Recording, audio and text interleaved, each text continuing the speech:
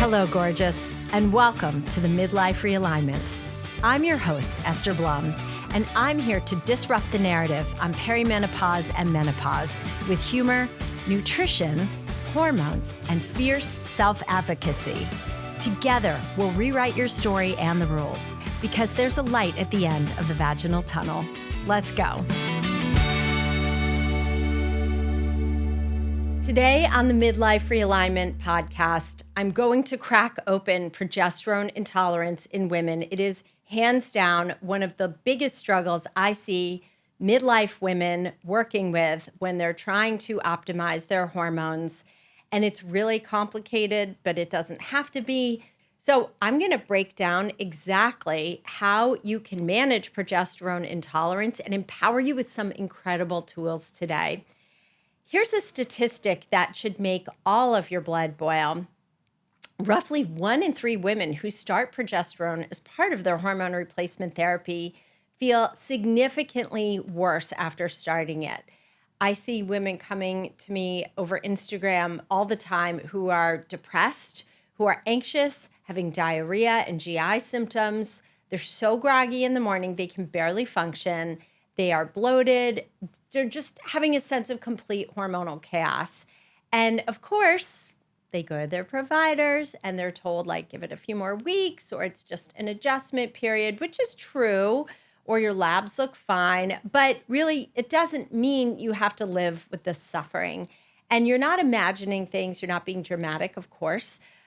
You are experiencing a well-documented, mechanistically explainable response to progesterone that the conventional medical system is not entirely prepared to address. I've been doing this work for nearly 3 decades, and I'm here to tell you that progesterone intolerance is more common than anyone admits, and there are actual solutions for you. So we're going to go deep on this today, and we're going to talk about why this happens at the biological level and why the dose you're on might be exactly the wrong dose for your brain, and how to have a genuinely productive conversation with your provider instead of walking out of yet another appointment really dismissed and frustrated. So first and foremost, what is progesterone actually doing in your body? Before we get into what goes wrong, I want to make sure we're on the same page about what progesterone is supposed to do, because I think a lot of women are handed a prescription without a real explanation, and the gap in understanding makes it so much harder to advocate for yourself when something feels off. Progesterone is produced primarily by the corpus luteum after ovulation. This is in your ovaries. And in your reproductive years, when you're cycling, it rises the second half of your cycle, and it's what prepares the uterine lining for a potential pregnancy.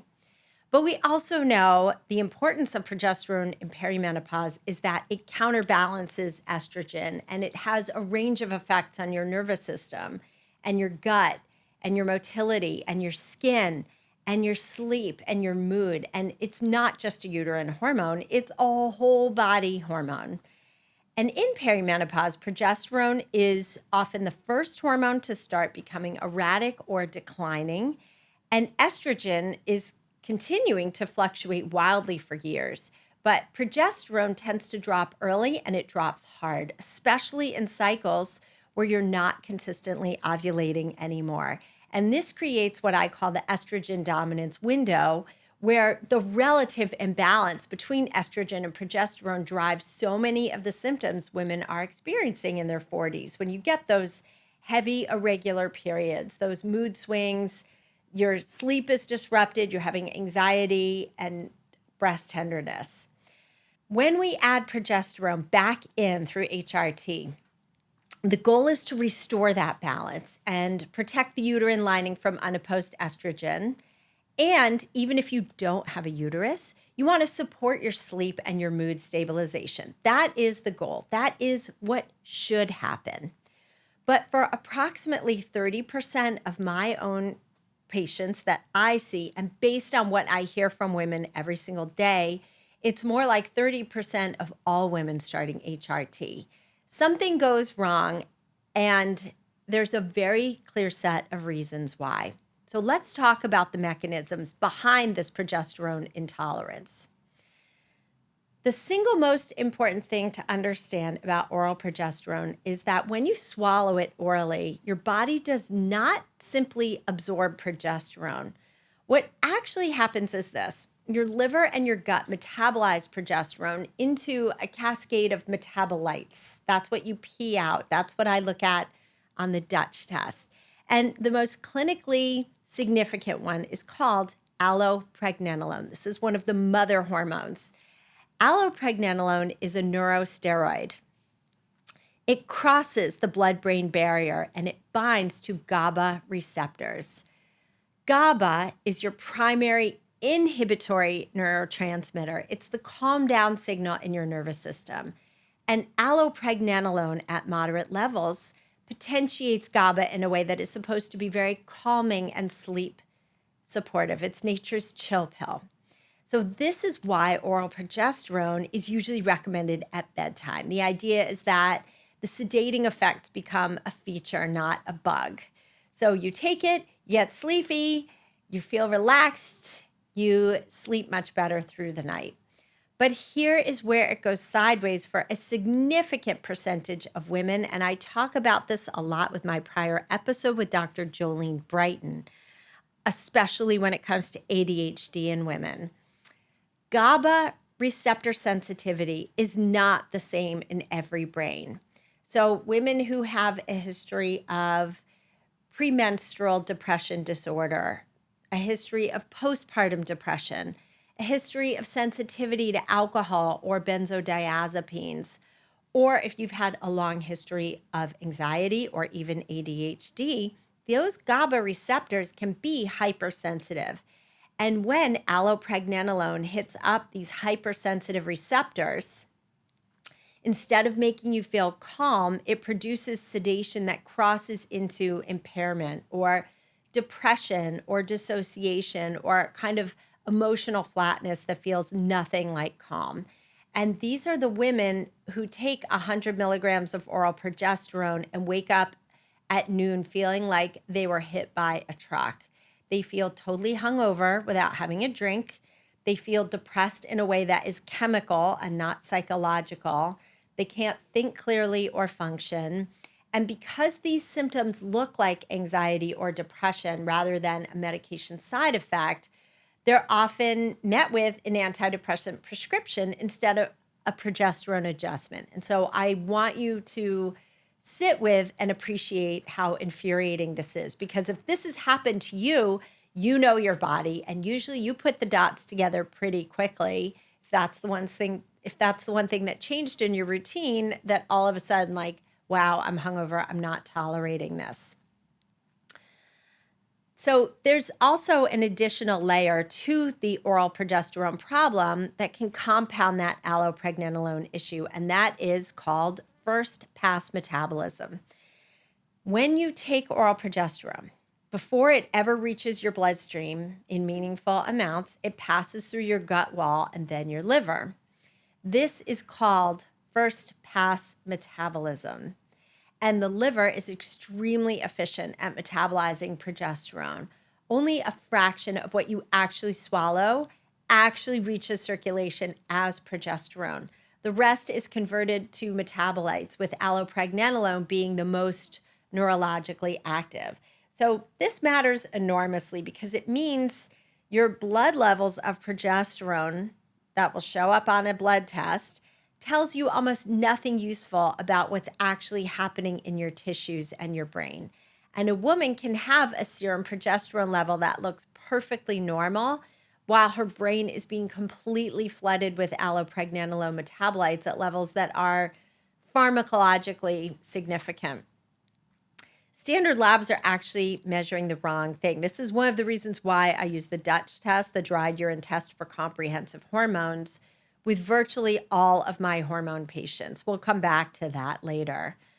But progesterone is also a smooth muscle relaxant. This is why it was evolutionary useful in pregnancy. It keeps the uterus from contracting too early. But smooth muscle is not just in the uterus, it lines your entire gastrointestinal tract. And when progesterone relaxes the GI smooth muscle, it slows transit time. For some women, this means constipation. For others, paradoxically, though, it triggers a lot of GI side effects, diarrhea and bloating and gas, as the microbiome responds to that hormonal shift. And then you add the significant gut metabolism of oral progesterone into this picture, and you have a recipe for significant GI distress in sensitive women.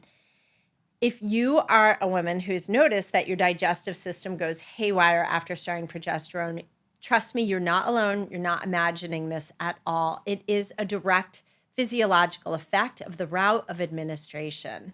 Now, I want to get into something that I genuinely believe is one of the most under-recognized phenomena in HRT clinical practice, and that is the oral progesterone and dose paradox. This is something I learned early on in my training, and it really fascinated me. And I have read research papers that support this. Here's the clinical reality.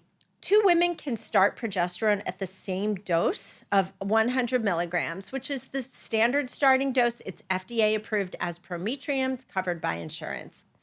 One woman is going to be flattened by it. She can't get out of bed. She's depressed. She's impaired. The other woman feels nothing, no improvement in sleep, no mood benefit. Her symptoms are totally unchanged, and she might even feel more anxious or wired than before. So it's the same molecule and dose with completely opposite experience. And here's the critical insight is that these have clear mechanistic explanations. So pattern 1, let's look at the woman who is the hyper responder who needs a microdose. The woman who's completely trashed by 100 milligrams is typically a fast converter. Her biochemical enzymes that convert progesterone to allopregnanolone are working overtime. She's producing a disproportionately high metabolite load relative to her dose, and her GABA receptors are hypersensitive on top of that. So the solution, if this is sounding like you, it's actually not to push through. The solution is to dramatically reduce the dose. And some of the women I see in practice do beautifully on 25 milligrams, others on 50 milligrams. They get all the sleep benefits with none of the neurological sledgehammers. The challenge is that commercially available oral micronized progesterone comes in only 100 and 200 milligram capsule doses. So to access these lower doses, you're going to need a compounding pharmacy, and many conventional providers are not comfortable prescribing compounded medications, which means these women are either white-knuckling through a dose that's wrong for them, or they're abandoning HRT entirely. We don't want that to happen to you at all. Pattern 2 that I see in my practice is the non-responder who needs a higher dose. And here's the one that really surprises people. So if you are the woman who feels absolutely nothing on 100 milligrams or actually feels worse or more anxious or more wired, you're experiencing a different phenomenon entirely. And this goes back to allopregnanolone, but this time we're looking at what happens at high or rapidly fluctuating concentrations of the neurosteroid. So you're someone who at low to moderate levels, allopregnanolone is going to be very calming for you. But at high levels, or when levels are fluctuating unpredictably, allopregnanolone actually reverses its effect on GABA receptors and becomes excitatory and anxiety producing. This is the same mechanism you see with alcohol. Like a glass of wine relaxes you, 6 glasses makes you agitated, emotionally dysregulated, and unable to sleep, and probably in the hospital. Let's be real here. But it's not a different drug. It's the same drug at a different concentration, hitting a receptor system that has a paradoxical effect at high levels.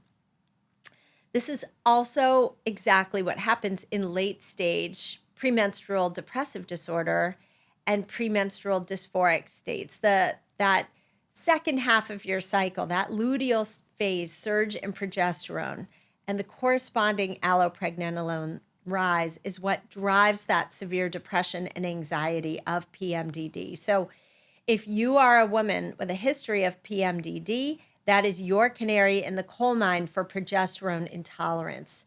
take that history seriously before your first prescription is written. And if this describes you, for these types of women, paradoxically, a higher dose may push them through to a different receptor saturation state where the response normalizes. So some of my patients who felt terrible on 100 milligrams have had remarkable results at 200 milligrams, 300 milligrams, 400 milligrams, or even higher. And others have tissue depletion from years of progesterone deficiency and need a higher loading dose to resaturate those receptor sites before the dose can come back down. That's also a probability for you. Again, you will have to have those higher doses compounded for you. Once you get above 200 milligrams, you may need it compounded, but I'll talk about that down the line. I want to be very clear. This is not something to experiment with alone. Don't just double your dose of progesterone and prometrium and think that you've got this handled.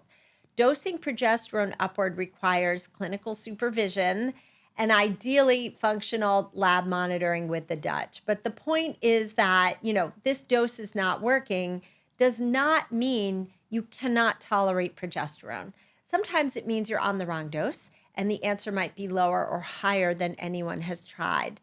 Standard dosing assumes a standard liver. There is no standard liver. Same with your gut. There is no standard gut. Hey, gorgeous. To preserve muscle in midlife, you need at least 100 to 120 grams of protein every single day. Most women I see in my practice are getting half of that, and they have no idea. They're skipping breakfast, picking at salads, or calling a yogurt lunch. And then they wonder why they're losing muscle, gaining belly fat, and feel exhausted by mid-afternoon. It's not your discipline, it's actually your protein. So I made you a free guide that fixes the foundation, starting with breakfast. Grab the 30-gram midlife breakfast cheat sheet free at estherblum.com/protein. That's estherblum.com/protein. Go feed yourself, gorgeous. And now back to the show. So we're going to talk about the routes of administration and what options. And I say this to my patients constantly. The route of administration is the intervention. We can be talking about the exact same progesterone molecule and have completely different clinical experiences depending on how it enters your body. Oral micronized progesterone has the heaviest first pass metabolite load. It produces the highest levels of allopregnanolone. It has the most systemic GI exposure, which is why it's ideally preferable. And for women who tolerate it fine, it's a great option. But for women who do not, continuing to insist on the oral route, it's like insisting someone eat a food they're allergic to because it's quote unquote good for most people. So let's talk about vaginal progesterone for a minute. This is my most underutilized clinical tool, and I want to change that. There is not a tremendous amount of research on it, but it is still an acceptable form of administration. Vaginal progesterone, whether it's suppositories or compounded capsules used vaginally, that's going to deliver progesterone directly to the uterus via the uterovaginal circulation pathway. This is called the first uterine pass effect. The result is that you can achieve excellent uterine lining protection with dramatically lower systemic exposure. The liver sees far less progesterone, and this allopregnanolone load to the brain is substantially reduced. So for women whose primary intolerance symptoms are neurological, meaning the depression and anxiety and grogginess, vaginal progesterone can be absolutely transformative. I'm not going to say it's glamorous. I'm not going to pretend it's glamorous, but it works.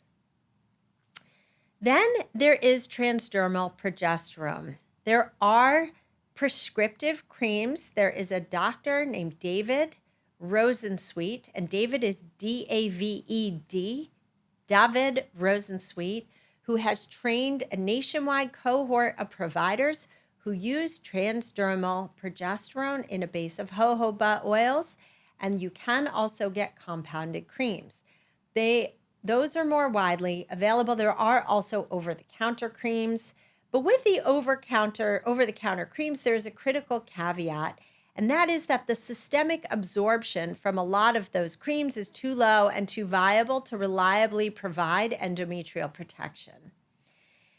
If you have a uterus, using an over-the-counter progesterone cream as your only progesterone in an HRT protocol is not adequate.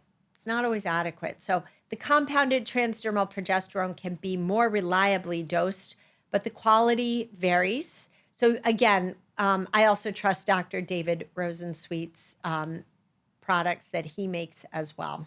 Let's talk about another interesting option, which is the IUD. I want to spend a moment on this because I think it is also another tool in perimenopause management. I have seen clients use it, and I want women in midlife to know all of their options, and this is absolutely another one. The Mirena IUD releases a very small amount of I'm going to pronounce this wrong probably, levonorgestrel, which is a synthetic progestin, directly to the uterus. Your systemic absorption of these progestogens is extremely low. But for women who cannot tolerate systemic progesterone in any form, whether oral or vaginal, the LNG IUD can provide local uterine protection while they use systemic estrogen without any accompanying systemic progestogen. This requires a conversation with your doctor. It's not appropriate for everyone, but for the woman who's been told she cannot take HRT because she cannot tolerate progesterone, this conversation is worth having with a knowledgeable provider. And I know what you're going to say. You'll be like, how can you say this, Esther? Like, this is synthetic progestins you want to put in my system. And the bioidentical world has a complicated relationship with synthetic progestins. And I understand why, because A, I speak out against them often. And number two, the Women's Health Initiative study used a medroxyprogesterone acetate, which was a synthetic progestin with a problematic cardiovascular and breast cancer risk profile. And it set women's hormone health back decades. But not all synthetic progestins are created equally. And for a woman with true progesterone intolerance who cannot tolerate any form of bioidentical progesterone, a low dose of norethindrone acetate or a progestin like Dienogest, which is used more commonly in Europe, that may be a genuinely safer option than either abandoning HRT entirely or staying on a form of progesterone that is causing active harm. The key distinction is that synthetic progestins do not convert to allopregnanolone. And so that entire neurosteroid pathway is bypassed. And for the woman whose intolerance is driven by the allopregnanolone hypersensitivity, this matters enormously. Is this the first line of action I would tell you to take? No. But is it a legitimate clinical tool for the right patient? Absolutely. Now, I mentioned the Dutch test earlier, and I want to come back to it because understanding what it shows you and what serum labs miss is really central to navigating this effectively.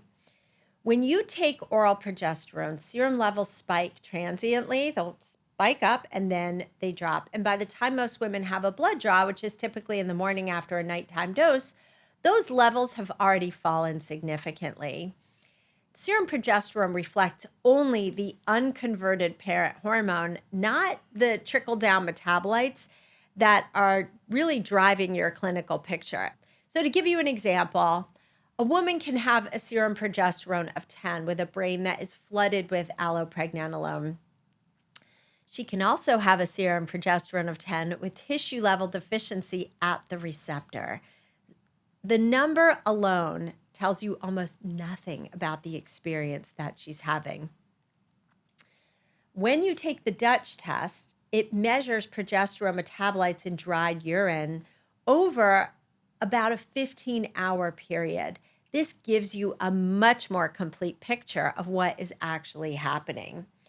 And there is a urinary metabolite of progesterone called pregnanediol. And if your levels are elevated and you are having symptoms, it tells you that that conversion is happening, but something downstream might be the problem.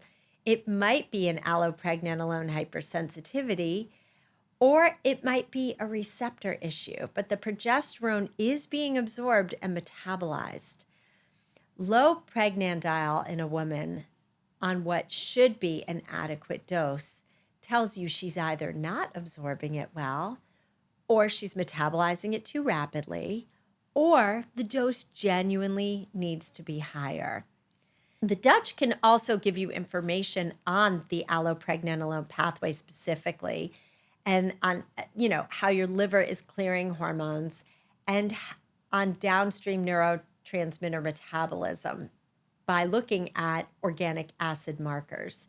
So when you combine this with a clinical symptom picture, when I have all the tools needed, your blood test and your Dutch and your symptoms, it becomes a really useful and practical tool that I use to help my patients navigate their progesterone intolerance. So it's really important to have the tools. I just want to stop and take a second and just pause for a minute and give just a little summation of what we've talked about, right? For some of you, you may have a paradoxical effect with progesterone. Some of you may need to compound microdoses of progesterone and gradually build up. Other women need to really blast yourselves with progesterone and bathe in it to get the proper absorption. There are different routes of administration. There's oral, there's vaginal. Some women in my practice insert it rectally too. For them, up the can is the solution. So you want to make sure that, and for other women, an IUD is the fantastic solution. So you want to really make sure that you know all your possible options. And before we get to this more actionable framework, I really want to give you a quick checklist of who is most likely to experience progesterone intolerance. Because if you recognize yourself here, this information is so worth bringing to your next provider appointment.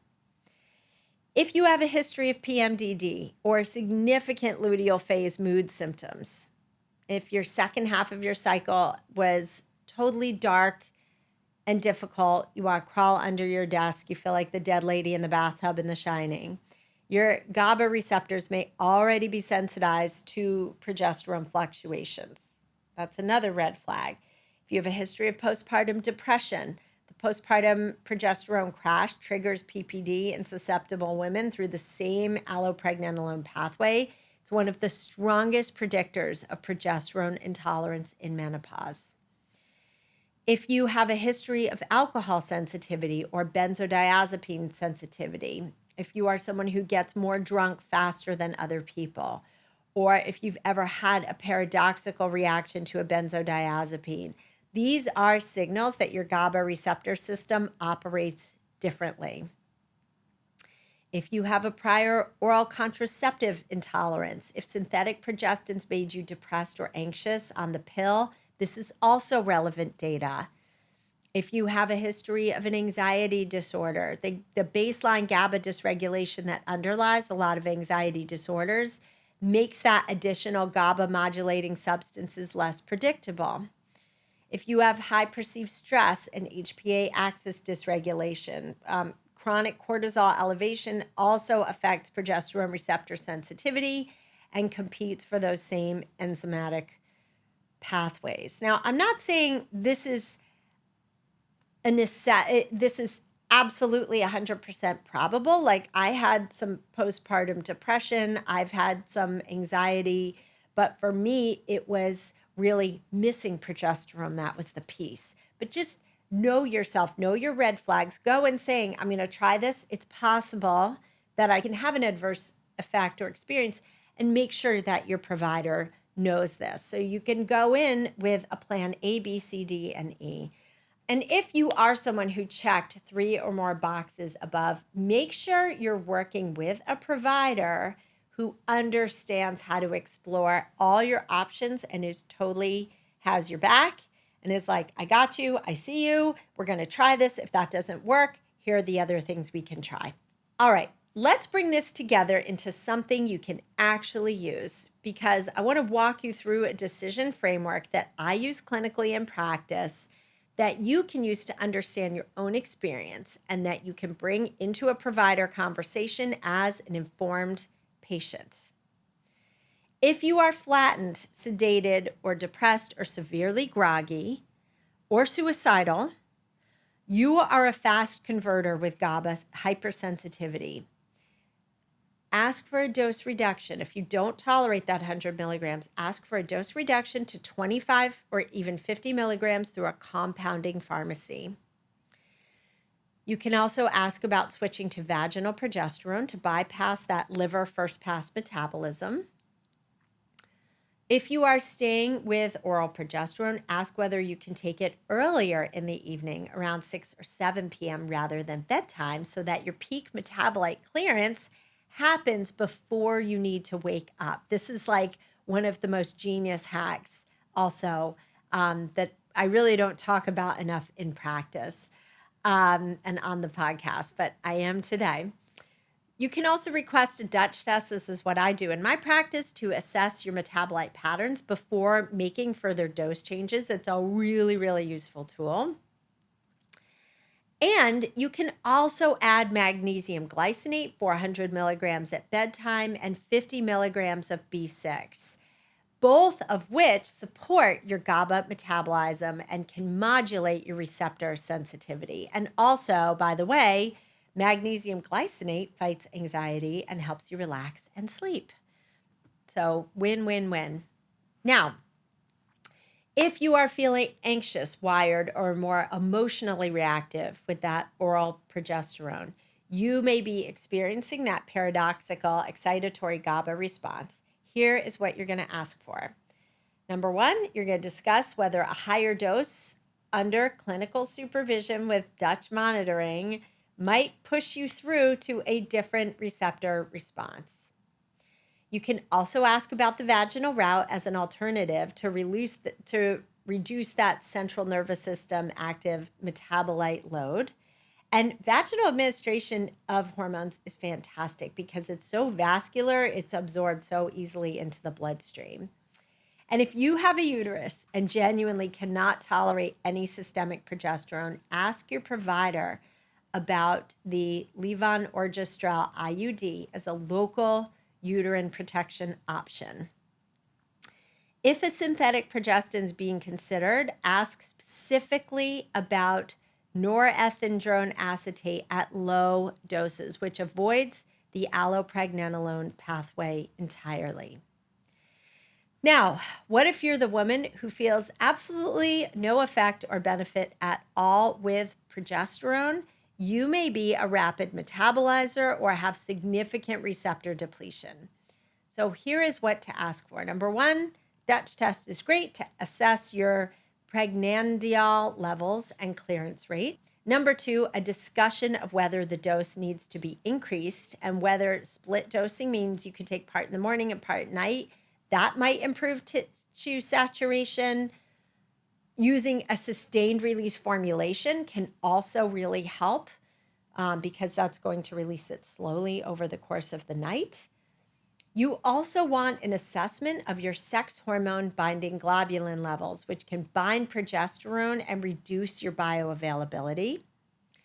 You also want to review any medications that can induce that cytochrome P3A4 pathway, which includes rifampin, certain anticonvulsants, and some herbal supplements like St. John's wort, which can dramatically accelerate your progesterone clearance. So there are nutrient drug interactions here. But for all three of these patterns, if you fall under any of these patterns, work with a provider who's going to understand functional hormone testing. Not every, a traditionally trained provider is not going to. It's usually someone in the functional medicine space. So you want to seek out an integrative functional medicine providers who are comfortable with the Dutch and with the compounding pharmacy. In my practice, I work with Dutch. Every single one of my patients gets it. And then I refer out to, I have a nationwide network of hormone literate providers. Track your symptoms for at least 4 weeks up to 6 weeks on any new protocol before declaring it a failure or success. But also, if you're suicidal, if it's dramatically impacting you, you're allowed to pause as well. It's your body. You are always your own best doctor. But if you're not suicidal, but you're just waiting for tissue saturation, you're just waiting for the progesterone to kick in, that's the formulation for waiting for 4 to 6 weeks. But if you feel like ass, do not accept, the mantra, oh, your labs look fine. Labs are data points. They're not the full story. You are your own best doctor. Also, make sure you're supporting your liver. I've had a lot of women come to me, at least 30% of women in perimenopause develop non-alcoholic fatty liver disease due to the hormone deficiency. So if you have a fatty liver, you need to support it. Your liver is the primary site of progesterone metabolism. Clearing out alcohol, excess fat for a while, lowering your fat intake. I do have women even really reduce protein for a month and just go on high plant-based diets for a month or two to really clean out the liver and then reintroduce. Absolutely no alcohol. Adding in B vitamins and N-acetylcysteine and addressing any sluggish liver function, that can really, really meaningfully shift how you metabolize your progesterone as well. And of course, supporting your gut. Anytime, I've talked about this so many times in the podcast, but anytime you have a disrupted microbiome, that's going to affect your hormone metabolism. So you want to make sure, you're eating prebiotic foods with lots of fiber and chia and flax and getting in your fruits and vegetables and addressing your dysbiosis and pooping every day. That's going to reduce your GI side effects and improve your overall hormone balance. So I want to come back now to where we started as we start to tie this up. Bioidentical hormones do not mean that they're tolerable for everyone. Your brain may be reading progesterone as a sedative, not a hormone. And so the route of administration is the intervention. The same molecule can be transformative or intolerable depending on how it enters your body. And standard dosing assumes a standard liver and a standard gut, and there is no standard liver or gut. If you have been struggling with progesterone on HRT, I truly hope this episode gives you the language. I hope it gives you the questions to bring to your next appointment. And I hope it gives you the clarity to stop accepting a protocol that is not working. You don't have to white knuckle your way through this. You deserve hormone therapy that makes you feel like yourself and not some version of yourself that is absolutely checked out and feeling miserable. So please, if you found this episode valuable, please share it with a woman who needs to hear it. Leave a review so other women can find this podcast. And come find me on Instagram @GorgeousEsther, where I talk about this kind of thing every single day. I'll see you next week. If you loved this episode, follow or subscribe to the Midlife Realignment wherever you listen to podcasts and on YouTube, and leave a review to help other women find this show.